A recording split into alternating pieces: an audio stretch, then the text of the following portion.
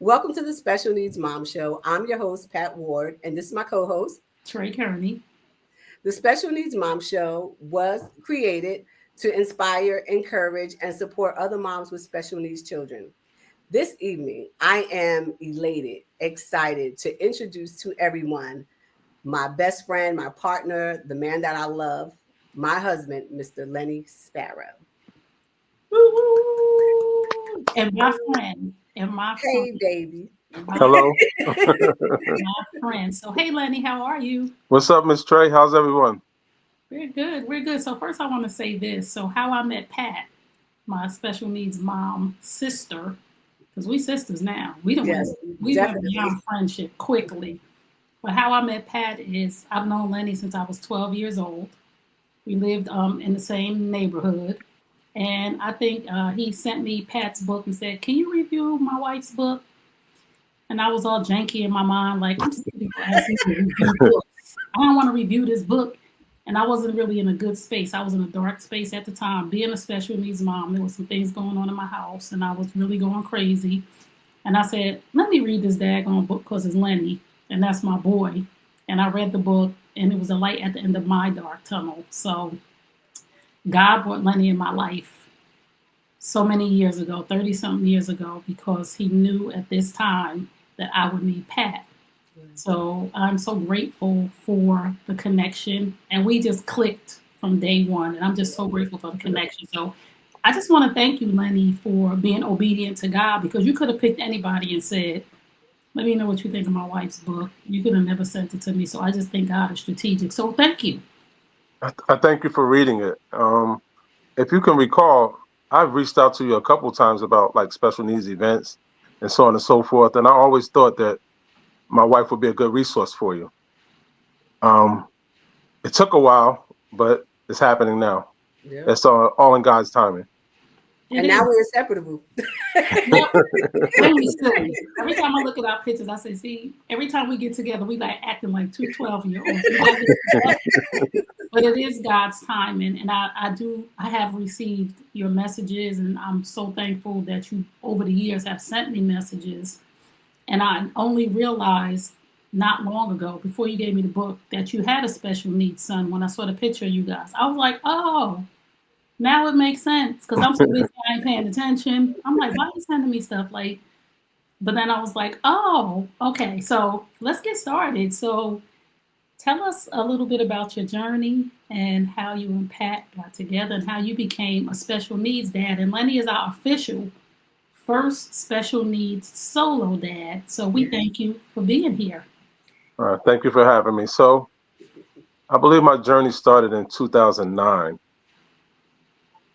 Um, I didn't ask to be a special needs dad, but it came along with the package.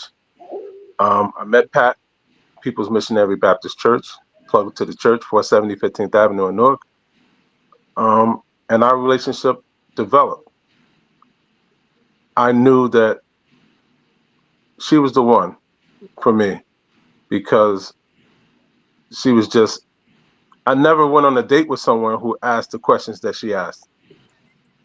And our relationship evolved. Actually, we only dated each other 3 months before we got married.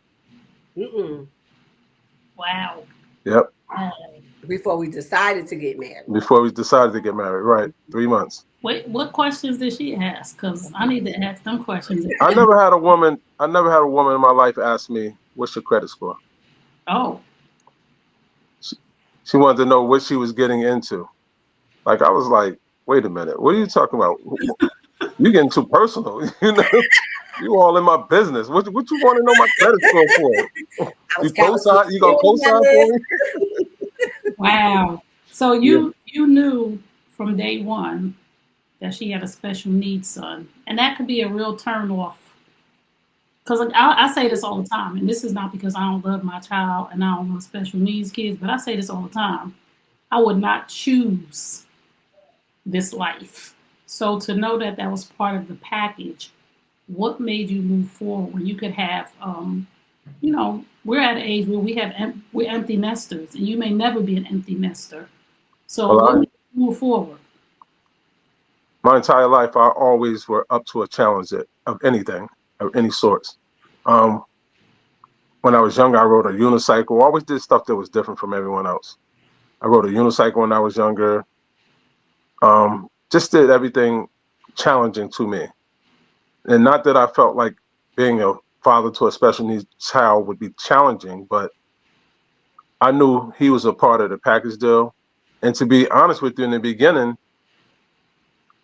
I didn't think he was any trouble at all. But he's no, he wasn't, and he's not. You know, I'm gonna say something that I never said to my wife, and I hope she doesn't get offended. I hope she doesn't cry. That I thought me being a part of their life was more of a burden than they being a part of my life. Mm, Oh, mm, wow. wow. And why did you think that? Because I met my wife. She, and for lack of better words, had us stuff together. I was still a work in progress. Hmm. I was still working on me, and now all of a sudden I'm going to bring my mess into her established, and she was on the right path of life. And how does that collision course? How's that going to work out? Mm. Wow. Wow, Oh, baby. well, y'all don't make me cry. Wait, Like, No, I'm it was trying to crazy I'm because trying to keep it together. if you read her book, you'll see how we met. It was a beautiful journey, it still is, and I wasn't worried about the parenting part. I was worrying about, can I be a good enough role model for him, a good enough dad for him. okay. Um, I don't know where your questions are going to go, but I'll get into a little bit of things that, like, I remember the beginning of our relationship, I had to adapt to him, you know, more so than him adapting to me. Like, it was certain things that he would do. Brandon would hum himself to sleep Mm. every night, rock and hum himself to sleep. And I remember the first time I was like, Pat, can you make him stop? She was like, no, that's what he does. I was like, but okay, I'm not going to sleep. And so that's part of being a parent, because I had a son that was Calic, Justin. He cried all the time. He cried. He would not, if he didn't see me, if I wasn't by his side, he always cried. Mm. And so he was a daddy's boy. He always just wanted to be around me. If I left, he just wanted to be with me. So I went from that to Brandon. I was like, okay, so we get over this. You know what? This too shall pass, and everything will be all right. Mhm. Yeah, because Jermaine's still at night. I told Pat, because the neighbors, the cousins upstairs, and I'm like, and let me tell you, he was a mess. Not Sunday night. It was real quiet. Everybody was quiet.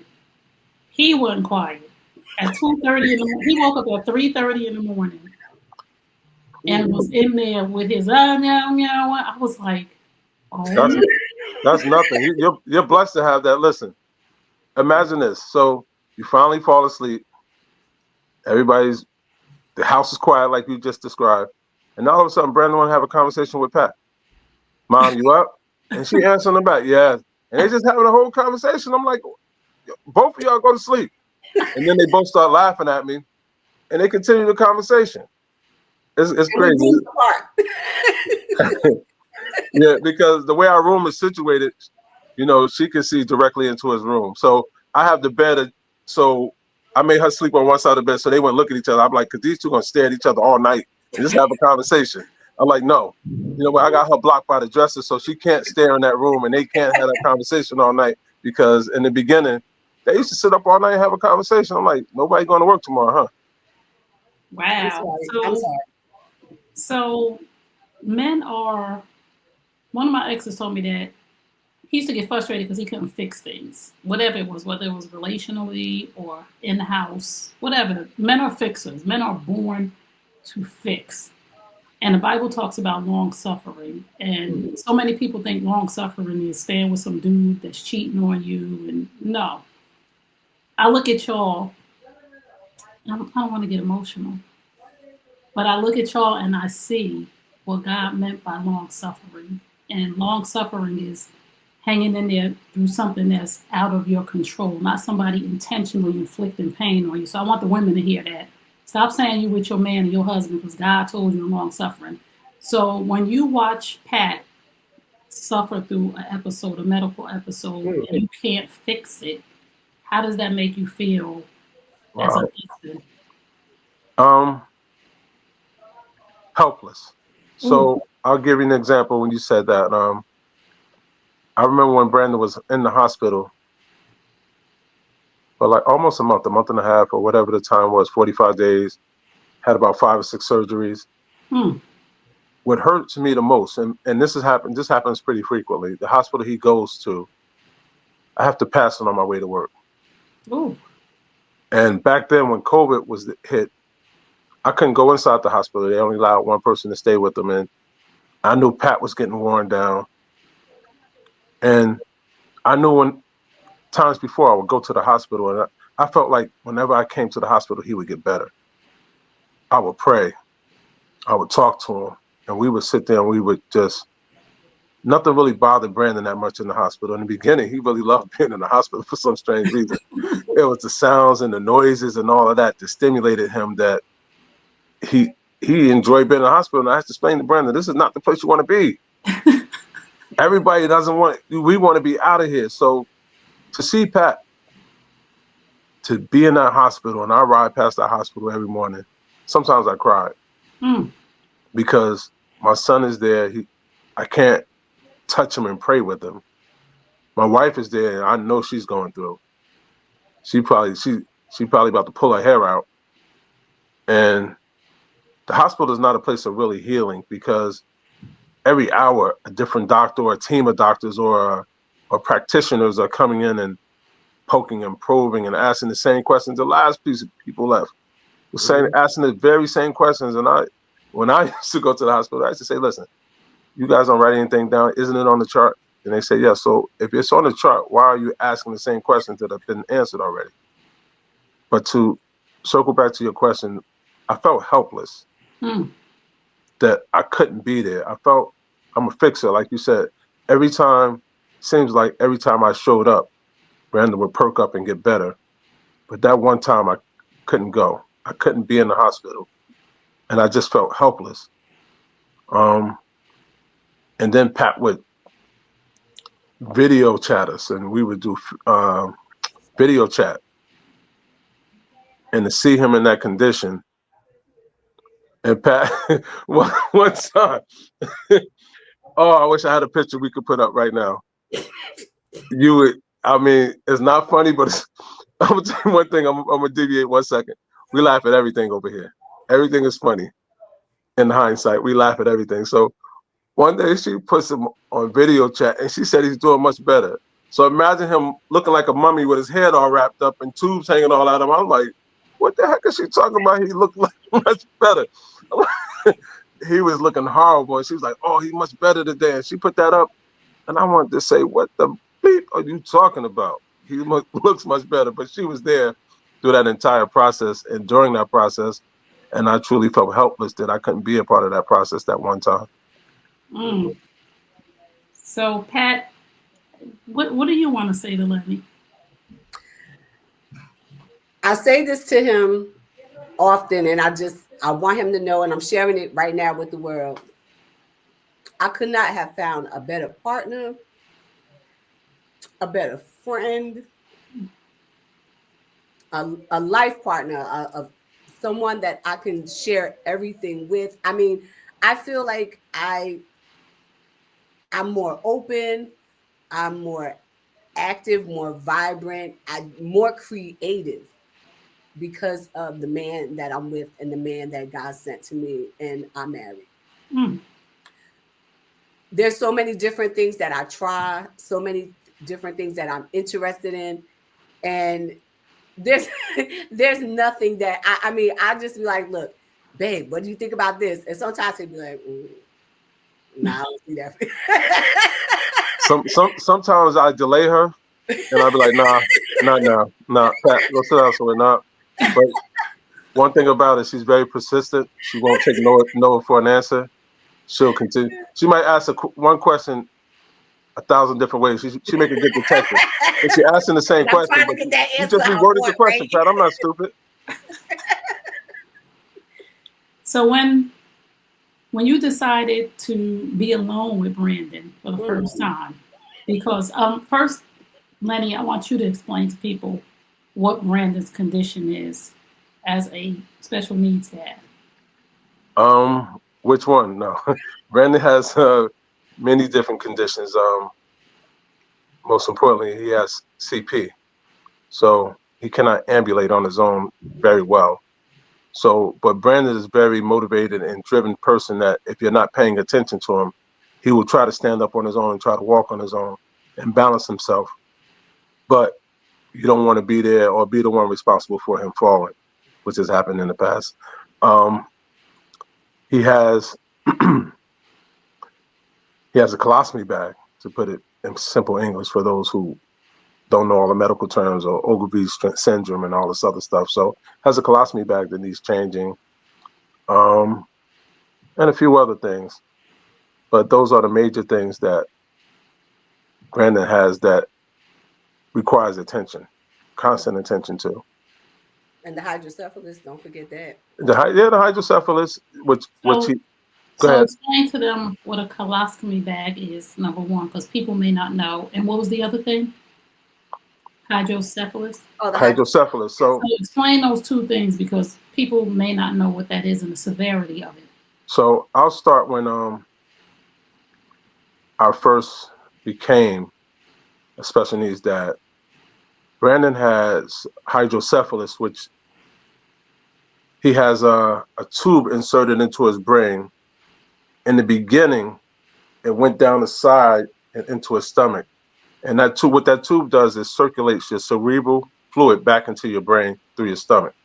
Mm-hmm. Because his was not flowing properly, and he would get pockets of buildup, which creates massive headaches, imbalances in his body, and Seizures. causing him to be cross-eyed, strabismus, all type of stuff. So when we first started, 2009, well, 2010 when we got married, I never forget this. And I never said this to my wife either, and she's gonna cry when I say this. He never had a problem with that failing until I entered the relationship. Mm-hmm. Hmm. And it fell 3 times in a row, back to back to back, brain surgery. They're going in and opening up my son's head. I prayed to God that this never happened before until I ended this relationship. Am I the person responsible for this? Am I causing this pain to this family? Um, because to see him, I remember the first night it happened like this yesterday. Brandon started throwing up. That was the sign of his failure. And Pat says to me, his shunts fell, his shunts fell, his shunts fell. I'm like, what are you talking about? If it's never happened before, how do you know that? I know my son, I know my son. And so it progressively got worse. And we took him to the hospital and they performed the surgery and they unclogged it, put it back in the same position, sewed him back up, wrapped his head up, and Brandon was back to being Brandon the next day. Um, that really hurt me the first time that happened because I'm like, did I cause that? Or is this a test of our relationship? So to stay with Brandon, his special needs are maybe different from some of you guys' kids' special needs. I remember the first time Pat allowed me to stay with him alone. So her and Kiana, our daughter, they went out on a girls' day. I think they went to Jacob Javits Center, if I remember correctly. So I'm responsible for Brandon. I get Brandon up, I get him ready, get him dressed. I go to feed him. I make him his favorite meal, which he only ate at the time, which is oatmeal. So I make the oatmeal, I put milk in it, I put butter in it, I put a little sugar in it, and I give it to him, and I sit there, and he look at me, and Brandon's a thumb sucker, and he's just sucking his thumb, looking at me like, I'm supposed to eat this? And so Pat calls, motherly check-in. How's everything going? I said, I made him this oatmeal, but he won't eat it. And she said, how'd you make it? First of all, I said, well, how I would eat my oatmeal. I put a little butter in it, put a little sugar, put a little milk in it. She said, no, no, no, no, no. Just boil some water, open the pack, pour it in the bowl, mix it up, give it to him. But wait, did he have something to drink yet? I said, drink? Who drinks before they eat? She said, Brandon does. Brandon's favorite drink at that time was chocolate milk. That's all he would yell for. Chocolate milk, chocolate milk, chocolate milk. So I gave him the chocolate milk. Then he ate his oatmeal. And I was like, wow, okay. And that's all he would eat is oatmeal. So that day, she entrusted him in my supervision, and it worked out. It ended up working out, and we had a great time. I will say this. Were you nervous? Well, was I nervous? I wasn't. I was nervous about him falling. I didn't want him to fall. Don't fall on my watch. Don't, don't fall. Do not fall on my watch because Because I don't want Pat to kill me. yeah, now I gotta hit it. See, you've been encouraging me to go out, and then this happens. Don't fall on my watch. So it wasn't easy. I mean, even so, we got married, right? Right. But it still wasn't easy, like leaving Brandon in his care. It took time for me to become comfortable. So I don't want people to feel like, oh, they're married, you're married. When you marry someone, you're supposed to trust them with everything, these your kids and all. No, these are still your babies. And I know that, we have Justin, and Justin is, what would you say, the atypical kid who's running around doing his own thing. He was playing his video games at the time, but with Brandon, there are those special needs that he has requiring special care. And I tell people, and I'm not ashamed of it, I'm a helicopter mom. So I am that mom that's like, what's going on? 10 minutes later, is everything good? I might stretch it to a half hour and call back again. That's what I do. But Lenny was always a great dad with Justin, and he's always been a great dad with Brandon. One of the things one of the reasons I married Lenny is because as we dated, he showed an interest in Brandon. He wanted to know. Hmm. And he didn't just want to know, like, oh, well, that's what he has, okay, and walk away. No, he wanted to understand it and Hmm. understand what I go through and go with me to like different appointments and, like meet the doctors and things like that. So Wow. it made me comfortable. He met all the, like the therapists, the school people like that. So it just really made me comfortable in knowing that I was marrying someone that didn't just love me, but was all into everything that I loved, had an interest in everything that I loved and I cared about. Wow. So I'll say this. In the beginning, there was one thing that I did want to change about Pat and Kiana with Brandon, and I knew I would have to work my way around to it. So one day I was leaving home from church, and Pat, we back then we used to take two separate cars, only simply because I went to Sunday school and Pat did not. Um, Senator Patty. So she called me. She said, "Where are you?" And I told her where I was. She's like, "There's a supermarket right where you at right now. Pull over and pick up a pair of pull-ups." So I get the pull-ups, I get the size, I come home, and she's like, "Why are you looking like that? Why are you looking so crazy like that?" And I was like, "It's only like 10 in this pack." And this was like $22, Pat. She's like, "Yeah, it's expensive." I said, "Some things gotta change. I'm sorry." She's like, "What you mean?" I said, "You gotta become potty trained." So what we gonna do to potty train him? I said, "Sometimes you gotta tap him on the butt a little bit." Not my baby, not my baby, not my baby. I was like, "Pat, we gotta take the good with the bad." So I said, "Do you do a number two on himself?" She said, "No, I know when he gotta go." I said, "So we're gonna have to figure this out." And so I said, that was my first pair of pull-ups and my last pair of pull-ups on body. Brandon gonna have to figure out how to communicate to us that he has to go to the bathroom, or we're gonna have to figure out when he needs to go. And he caught on within what 2 weeks. He did. In about 2 weeks, we Wow. knew. In about 2 weeks, there was so many things that like I had to change. I remember in the beginning not being able to watch football on the TV on mute because he hated the sounds of whistles. Hmm. He would just, I'm had the TV not even on, and Pat be like, "What are you doing to him?" I'm like, "The TV not even, it's on mute, Pat. Turn the channel." I'm like, "Oh, okay." So I can't watch football. I can't watch basketball. I can't do this. So I said, how can I break this habit or ease him into this, right? So my brother coached football. He had an extra whistle. I brought it home one day and I tossed it on the couch next to him. Mhm. Brandon looked at it, touched it. Then I just left it there. Then he picked it up and he blew it one day. Mhm. Started getting used to the whistle. Then I could put the TV on one and listen to the football games. He said one. Volume one, Oh, this is volume one. amazing. And I Mhm. was able to listen to the football games. Um, to the point where then I could get up to volume five. To when now Brandon got the remote and the TV on 100, watching football games. And those were the little nuances that we had, the little workarounds that I did. And here's another one. Telling all the family business. Mhm. Brandon didn't like Mhm. fireworks. Brandon doesn't like anything that gives sudden sounds that he cannot control when it's going to make that Mhm. sound. So he doesn't like fireworks.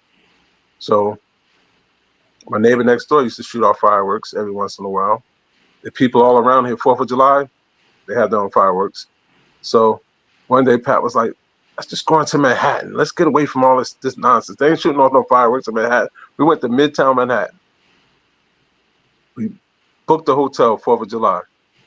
The funniest thing, it seems like we was right on top of the fire. But here's the we thing: had you this couldn't hear them we from. had this I look big out the window. I'm like, but you couldn't hear them. So I so turned on the TV. so Pat said, what should we do? I said, let's wake him up and see what he do. So Mhm. he jumped up, he saw them out the window, he was like, wow. And Scott was like, I'm gonna turn the TV up. She turned the volume up on the TV, so it was like he was live, just right there at him. And he was so impressed that now fireworks don't bother him anymore. Yep.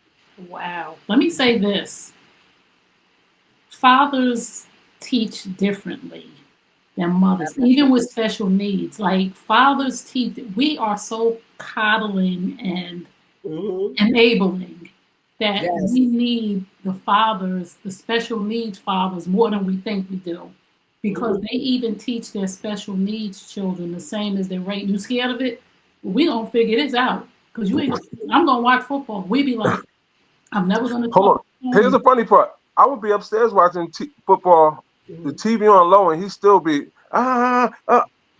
he would hear it all. Brandon's hearing is so precise and Wow. so in tune. Our phone would be downstairs in the dining room. We could be upstairs in the bedroom. Our phone be on vibrate. He'd be like, "Your phone ringing." Yes. No, he got some ears on him. He'll Mhm. tell you whose phone ringing. Your phone ringing. Mhm. Or my phone. I could be 2 floors up. My phone could be in the man cave in the basement, and he'll be like, "Your phone downstairs ringing." I'm like, "How do you hear that?" Yes. He could hear anything. Wow. Yeah, So, he can. what would you say to? Because I know this is, and I said this to our other special needs that was on with his wife. It is a blessing to have someone come into their life, to Pat life, to women's life, and for us single women, that you guys give us such hope that there is a man out there for us that is going to take us with everything that we have, the special needs kid, the loud noises. And what would you say? And this weekend, for the first time, and I'm going to say 8 years, I was without Jermaine overnight because his father took him. And I understand whatever his plight is. Being a special needs dad is not easy. Dealing with a child on the spectrum that you thought you was going to have a football player, it's a different process for, biological father and regular and special needs dad. That my son is going to be able to play football. I'm going to take him to the barbershop. He's going to get him daps, and then you get this. So some men, I'm going to say a lot. I've interviewed other men. I've talked to other special needs dads at different events. The mourning process never happens. So they separate, families break up. But since 8 years I've been with Jermaine without an overnight break. It's probably been longer than 8. His father came and got him this weekend. What would you say to special needs dads and bonus dads that are trying to process being special needs fathers, and how do you encourage them to hold on when the hard times come? So first, I would say to you, you have to come to the point of acceptance of what you have. Mm. Accept accepting what you have and the reality of your situation. God will not give you anything that He wouldn't be with you all the way through it. He's not going to bring you to a storm and just leave you there. He's going to go all the way through the storm with you. Mm. even though things, I'm a man of faith. I believe things happen for a reason. Brandon has taught me, and I'm gonna say this to other special needs and bonus dads, that there's a lesson to be learned. Yes. Don't ask God, why. Ask him what he's trying to teach you in that situation. Mm. Brandon has taught me a lot of patience. I had no patience. Mm. You know, Pat will tell you I used to leave her going to church. You're late. I'm going. Get in the car and go. And she'd be like, "What? Why, Jesus already there. Why are you trying to? What you trying to go open up the gate for him?" He has taught me. He has taught me patience. He has taught me so many things, and on top of that, he has planned so many great vacations for us. Yes. That's the bonus. I'm truly blessed to have a special needs child in my life because he has no matter what. And I have a friend named Joanna Ortiz, and her soulmate Mike said, "You know what? Special needs kids don't worry about nothing." And he's like, "I wish I could be special needs because all they want to do is get up and enjoy life, and we worried about so many things except for just enjoying life for the moment. Mm-hmm. Mm. We worried about this, that, and the other, but tomorrow's not promised. The next second is not promised to any of us. Yes. But these kids, they live life to the fullest. I Mm-hmm. mean, all Brandon needs is his tablet. Mm. You don't even have to tell Brandon. If you tell Brandon, let's go somewhere, and he in his underwear, he'll walk out the door in his underwear. He he ain't judging. He doesn't care. He ain't judging you. He ain't, if it's cold, he might say I might need a coat. But I'm daring to say he'll be like, as long as I'm going, I'm going. I don't care. Let's go.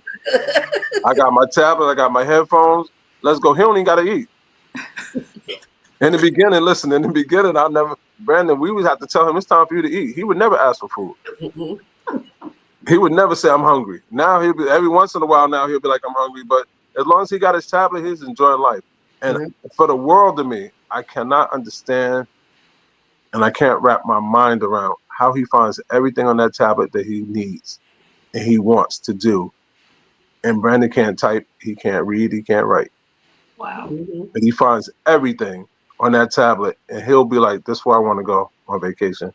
Wow. Can I And just highlight one thing you said mhm, that is so important for everybody to hear?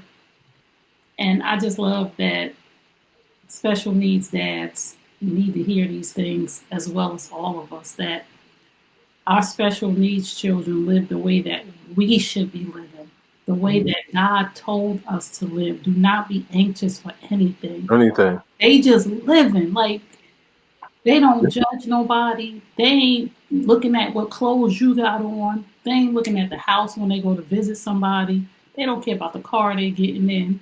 They don't judge anything. They just live in the way that we are designed to Yes. live. Yes. So we're the ones who have the special needs, actually, Absolutely, because absolutely. they living in heaven. They Right? enjoying life. They have everything they need: food, clothes, and shelter. And their tablet. Anything else? That is such a blessing that you just said, that Mm-hmm. your friend said that.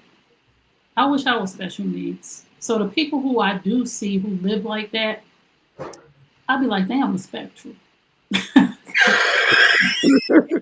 I'm telling I'm telling you because they know how to enjoy life. They truly do. They do. It's very little things that bother them. Um, in the beginning, I remember Brandon had a regimen. You have to when he woke up in the morning, you had to tell him what his day entailed. Yes. You had to tell him first we do this, second we do that, third we do this, and you couldn't do it out of order. Mm-mm. You did it out of order, you got to reset him. You got to say, oh, I know I missed this, or he knows his certain ways to places. If you take the wrong turn, you be like, you missed your turn. Mm-hmm. Oh, You why are we messed going up. this way? Why, like he start to get anxious. Why are we going this Why are we way? going this way? You lost again. You lost again, right? You know what I'm saying? Why are you going this way? You know, he gets very anxious, like, yeah. So even though he's honed in on that tablet, he's paying attention to everything you're doing as well. Wow. I'm sorry, we went on a tangent, but Hmm. share with the special needs dads. Give them some encouragement. Hang in there.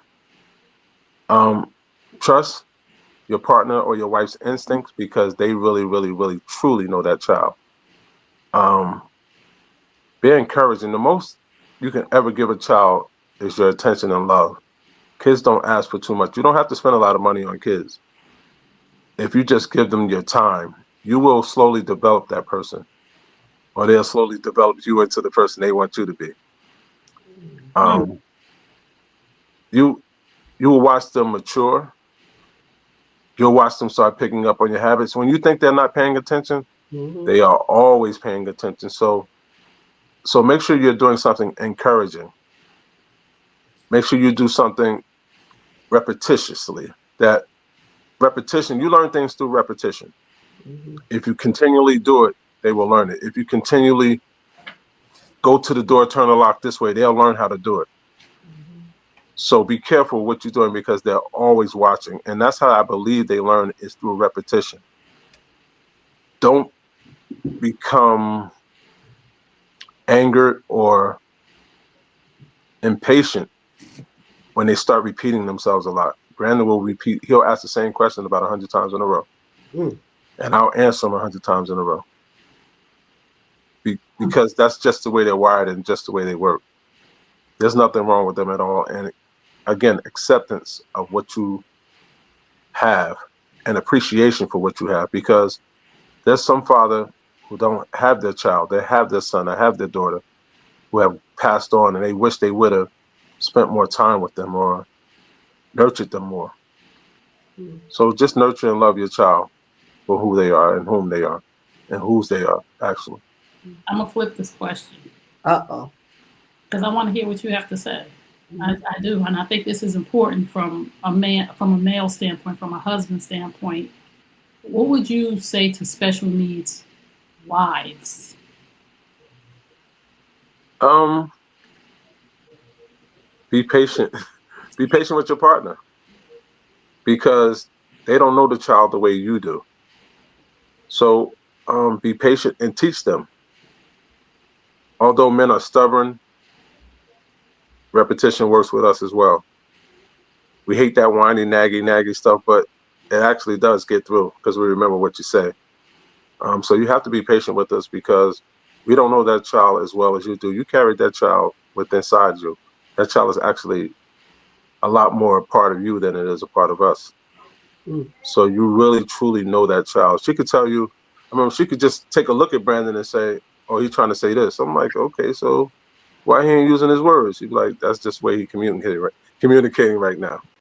So the mother truly knows the child. Be patient and ask questions. My uncle taught me a long time ago. The dumbest question is a question that you want to ask that you didn't ask. Mm. So ask. He said, "So what? You can't sound stupid if you don't know. Mm. You learn by asking questions. If you don't ask questions, you're not going to learn anything because you don't know everything. And it's okay to ask questions." That's good. So I'm gonna say this.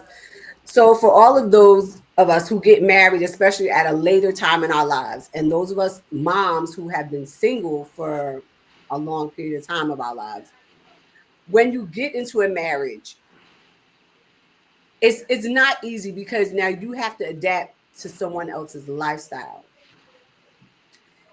And just think, you've been doing this your entire, say about a good, I want to say for me, about 19 years, something like that, between Kiana, then Brandon or whatever. So you're doing it by yourself, say for almost 20 years. Now all of a sudden you bringing somebody into the picture and you guys got to try to, I guess, collaborate, cooperate, get it all together so that this family dynamic can work together and be at peace. That's not going to be easy, but if you love each other and you take time and just listen and just work together and just understand where each other is coming from, it will work itself out. All things are going to work themselves out. You know, it wasn't easy for us because again, I was by myself. I was doing my own thing. So to turn over things to Lenny was like, huh?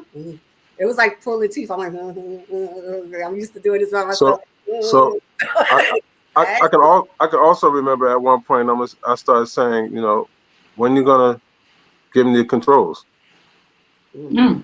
when you're gonna give me the keys to the car, Mm. you still want to drive. You want a man, but you still want to drive. What's going on? Mhm. and she like she slowly turned over. I Mhm. didn't say become submissive, but you can also become a part, but you can also let the man feel like he's wanted and needed. Hmm. Mhm. Yeah. You know, I think if you want to destroy a man's ego, make him feel like he's not wanted or Mm. needed in a relationship. If you want to crush a person, don't compliment him or, oh, baby, you just fed him nicely. Oh, thank you. Wow, just fed him. Wow. Ooh. You know what I'm saying? So she, she slowly, it took a while, slowly turned over some of the keys to Brandon to me. She slowly turned them over to now where she could just go away and she'd be like, y'all good. Y'all gonna figure it out. Yeah, I'm out of here. I'm I'm at out of here. it. And I Pat, got let me something to do. ask I got you. something to do for work. Let me ask you this, Pat, while Lenny's here, because he can kind of sort of tell you how this went for both of you. Mhm. How hard was it for you to be vulnerable and say, I need help? And how long were you Extremely, silent and holding things in? extremely, extremely, because I've always been, again, I've been taking care of myself since I was like 11, 12 years old. So to now just be like, I need help was extremely difficult, extremely difficult. And I worked on being a good communicator. I knew I was getting married, so I was like, you ain't got no choice. You have to communicate.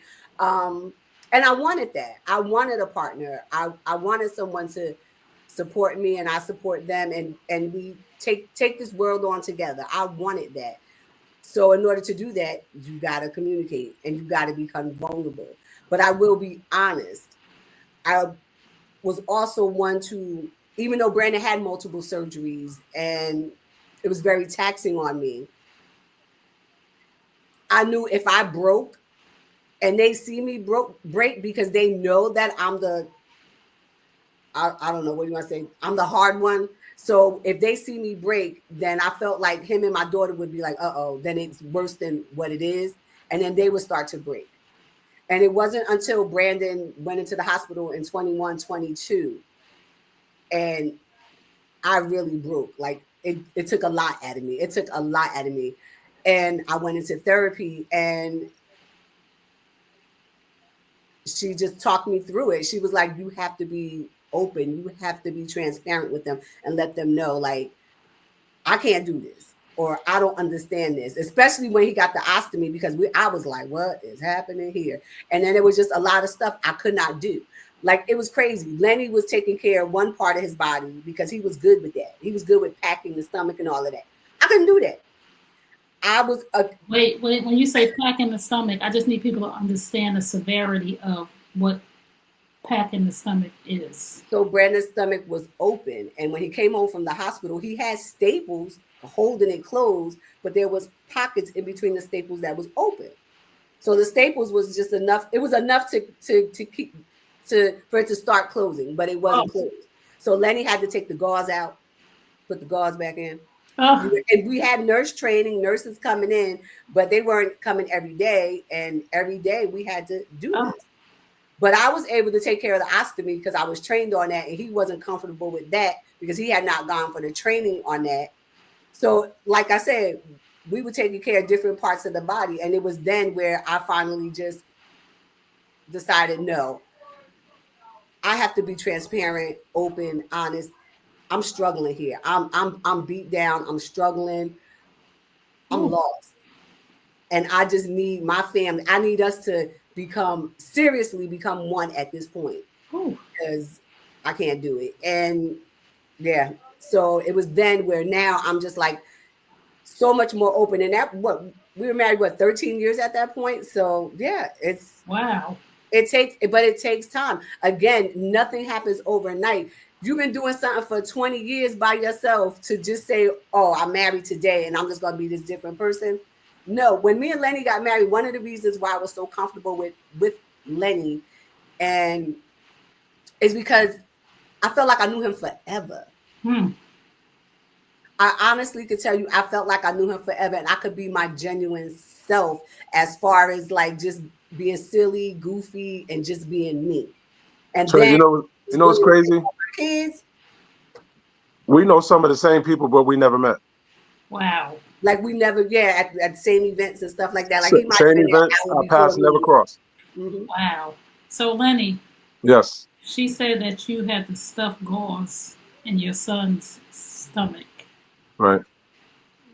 Where did I'm just, and I know people who are going to be watching this. Like I can't even hold myself together right now thinking about that. And I just thank God that you were there for Pat, because I Mm-mm. don't think I will be able to bear that burden on my own child of having to bring them home wide open. What was that like in your mind when you first saw it and knew this was going to be your position? And how did you? I used to have to. Let me say this. I used to have to. My mother had her breast removed. Right, my mom passed from breast cancer 20 years ago, and she had her breast removed, and it got infected, and it would not heal. So I had to clean it 3 times. I had to clean it 3 times a day, put gauze on it, and it had a horrible smell before it was clean sometimes, and I don't know all of that. And it took. It was nothing but God for me because nobody else could do it. It was Yeah. nothing but God for me. But I can't imagine seeing him cut open. It was down. Was it open? The Or Yeah, it middle of was his, open. the middle of his chest down to like his pelvis, like his oh, pelvis. so Mm-hmm. what was that like for you? So that was that was really no thought put to it. Because before he even came home from the hospital, he said, "You're doing that. I'm not doing that. You know, I can't look at that. You're doing that. You're doing. I can't Yeah, do I it. give You man you get options. yourself ready. I don't know what you got to do or what you got to do to get your mind right, but you're doing that. I'm not doing that. I'm not It doing that." wasn't like that. Yes, it was. It was exactly like that. So, but I never put any thought to it. It didn't gross me out. It was like a duty, something I had to do. I never put thought to it, but it wasn't the prettiest thing to look at. It was like she said, raw flesh just wide open, Mm, Oh, mm. oh my goodness. and you gotta stuff the gauze down in there, Oh, or you gotta take it out, make sure it doesn't get infected, clean it out. And she would just leave the room whenever that happened. Let me know when you're done. Mm, oh You my know, mm. or you're not doing it right. How you know I'm not doing it right if you don't want to do it? oh, oh my Still goodness. have, wait, still be in that helicopter knowing I wasn't trying to do it, right? Yeah. How you know? And so until like I think the visiting nurse came in one time, was like, "This is looking beautiful. This is great. Y'all doing a great job." And so it closed out. It eventually closed up. And Brandon is here. Brandon is thriving. Brandon is Wow. enjoying life. He is truly enjoying life.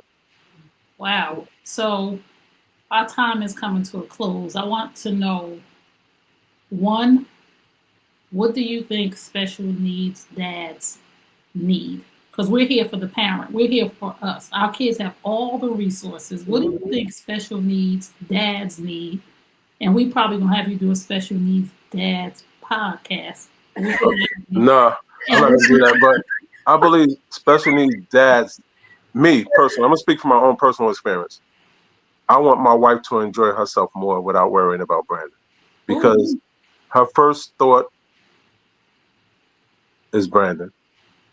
She's her that's will always be her baby. So I think if she got away from that just a little bit, which would probably be hard to do and probably never happen, just let your hair down and enjoy yourself even more, baby. Oh, thank you, baby. I appreciate wait it. a minute. Hold But on. I have one question. I Hold do on, have wait, one. wait. That Okay, was the go. most. I know why you love this man. I asked you what you need. Mhm. That was the most selfless Always, response. always. I'm good. I'm a doer. I don't have to do a lot. I can go to the party, sit down.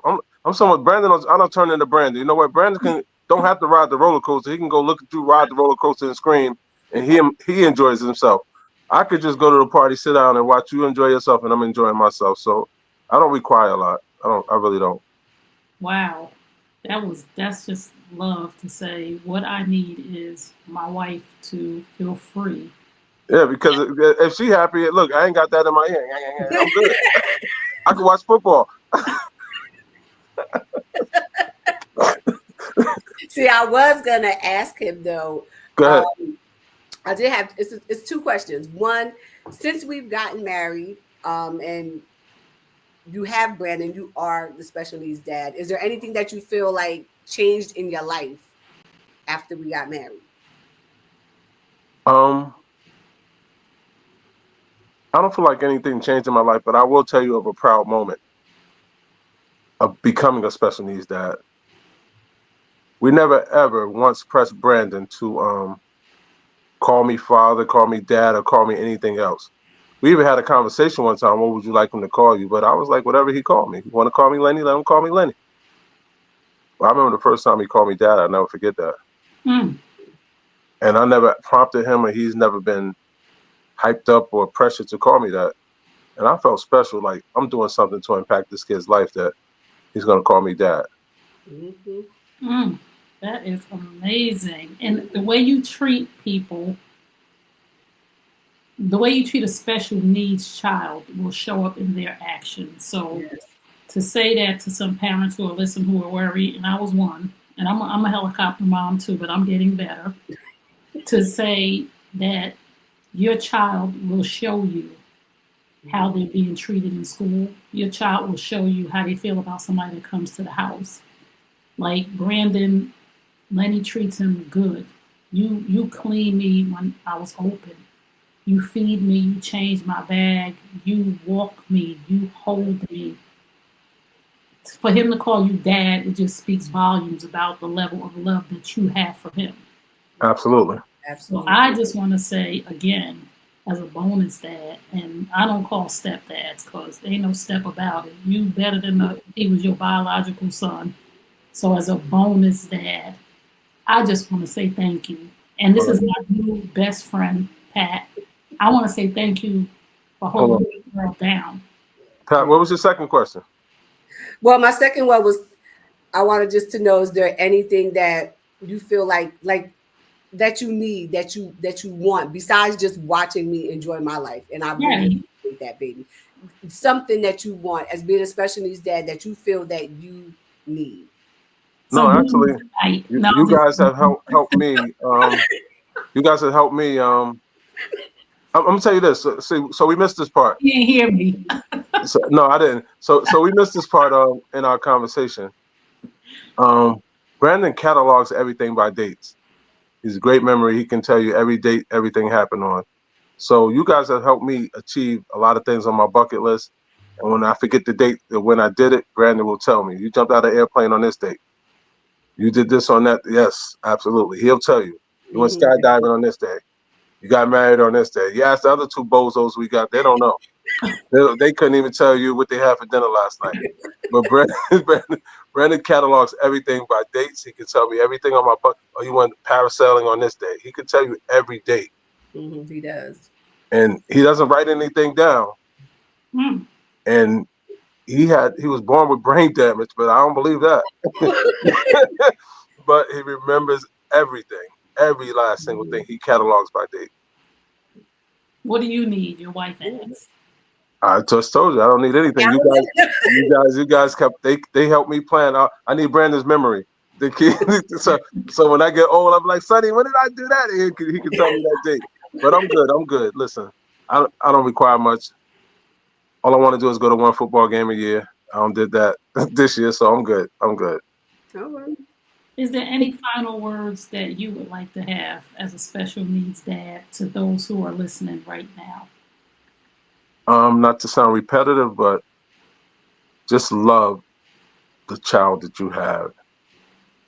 Appreciate everything. And guess what? If you laugh your way through it, everything becomes funny. Mhm. If you look at it and you don't see it as a curse, if you see it as a gift, I mean, Brandon provides some very funny moments for us.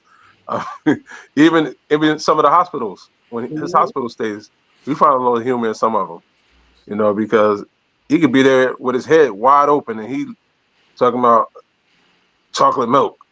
Like, we're just talking about chocolate milk. Your skull is hanging out your head. You just had brain surgery. And you Mhm. talk about chocolate milk. Whenever he came back and said something like chocolate milk, oh, he good. Mhm. So don't give up on your child. Don't see it as a curse. It's a gift from God. He is truly our blessing and our gift from God, and I appreciate him every single day. And just one last thing I want you to say to couples. What would you say to special needs parents? Work together. Yes. Um, Kind of hurts my feeling a little bit that you said this is the first time. that you had a weekend to yourself. I actually saw you and I heard you pumping that music too. I wanted to say something about that, but never mind. You were enjoying yourself. You was like, I'm out and about. I'm enjoying myself. I ain't got Jermaine. So you guys, as special need parents, you need to collaborate together too. I think that becomes Mm-hmm. a healthy relationship for the child to see that the parents get along and the parents are working together to make sure that they are okay and the parents are okay. So you can revitalize yourselves Yes. by Yeah. giving each other breaks. So work together as parents. You know, you didn't ask to be in that situation. God chose you to be in that situation. Mm. So accept your responsibility. Amen. I'm gonna Thank send that snippet to my baby daddy. No, let me stop. Just that part. Next time Lenny come over here to fix something, I'm gonna be strategically have him sitting in the living room and say, "Hey, this is Lenny. Yes, you need that. Hey, Lenny, here, sit him." I'll set them up. I got you. So no, we really just want to thank you for your transparency, your vulnerability, and just loving on a special needs child as a bonus dad, and just doing what you do as a man because you have poured into me so many times, even up until Sunday. The sermon that you sent was right on time, and you haven't sent me a sermon, No, and just the one that you sent, I'm just like the book. I'm just like, why did he send this? Because I needed to hear that. No, seriously, like the thank whole you. sermon was on time for where I'm at in my life right now. So I Yes. just want to thank you for being my friend of 40 years. Wow. 40. Don't tell. Don't tell. 40, yeah. Yeah. I thank What it you is. for being her friend for 40 years. Thank I you. thank you for bringing Pat into my life at the perfect time. And we want to have you back again when we have our father group. We Okay. want you to lead it. So, see that? We just voluntold you. I'm unavailable. Pat, you want to say anything? I just want to say, baby, I love you. I thank you. You are an amazing husband, an amazing man. And I'm so grateful and thankful that God graced me with you. Thank you. I I love love you, baby. I love you. We're gonna Tracy, you take. better cut. Come on, Tracy. Come on, I I told told you. you, Tracy, we silly. You got the wrong two on here. We I told you what he need. silly. Thank you so much for tuning in to the Special Needs Mom Show. We appreciate you being here, and just remember, you matter. Your peace of mind matters. Your support matters. And if you need us, we're here because Together is it's better. better. We'll see you soon. Peace and blessings. Good night.